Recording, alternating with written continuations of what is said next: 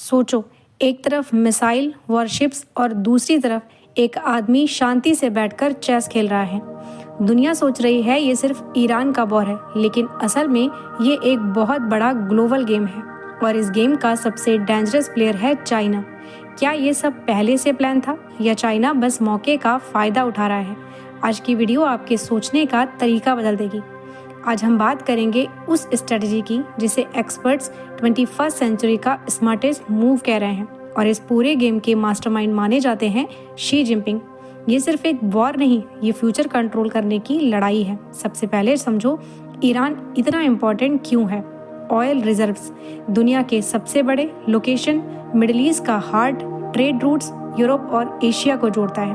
अब इमेजिन करो, अगर कोई कंट्री ईरान को कंट्रोल या इन्फ्लुएंस कर ले तो वो इनडायरेक्टली पूरी ग्लोबल इकोनॉमी को इन्फ्लुएंस कर सकता है और यही चीज़ चाइना समझ चुका है।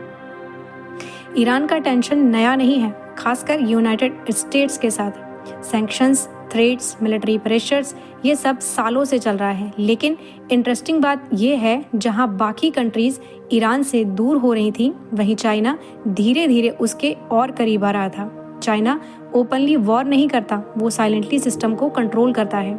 ईरान से चीप ऑयल खरीदना, लॉन्ग टर्म डील साइन करना, इंफ्रास्ट्रक्चर बनाना। चाइना ने ईरान में बिलियंस इन्वेस्ट किए हैं। पोर्ट्स, रेलवेज, एनर्जी पाइपलाइंस, मतलब फ्यूचर का कंट्रोल पहले ही सिक्योर करना।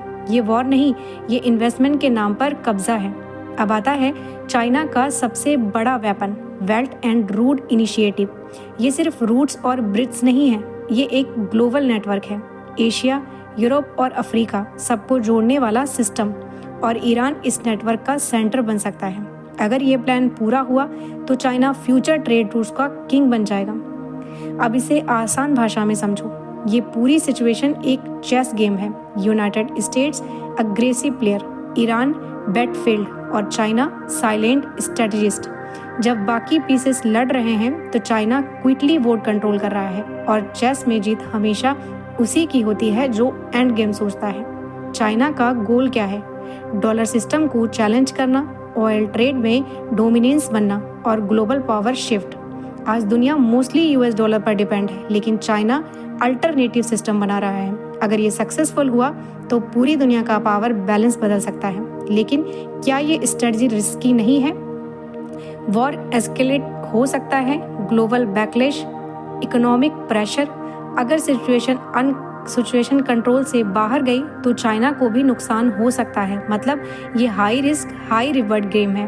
तो अब सवाल ये है, क्या चाइना सच में फ्यूचर जीत रहा है या ये प्लान कभी भी कोलैप्स हो सकता है?